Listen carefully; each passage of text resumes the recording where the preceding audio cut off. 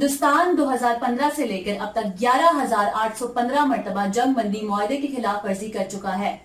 इसी हवाले से इंटरनेशनल मीडिया के नुमाइंदों ने कल लाइन ऑफ कंट्रोल के पास मुख्तलिफ इलाकों का दौरा किया और मुकामी लोगों से बातचीत की। इस मौके पर मुकामी लोगों का क्या रद्द अमल था, इसलिए खुसूसी वीडियो क्लिप देखें।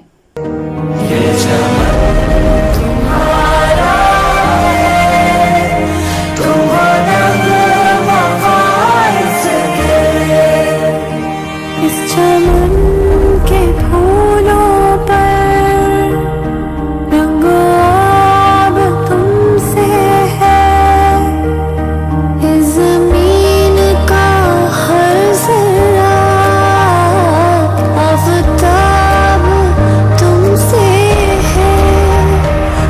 बाहर कह रहे थे तो इंडिया वालों ने डायरेक्ट वहाँ पर खोला और हमें लगी थी, यहाँ से बुलेट लगी थी और यहाँ से बाहर निकली थी और मेरी ये दाएं आँख ज़ाया ख़त्म हो गई है। इंडिया वाले जुल्म करते, फायरिंग करते, बहुत जुल्म। राउहानी के लिए दर्स के लिए बच्चे सब इकट्ठे हुए थे तो वो पढ़ रहे थे।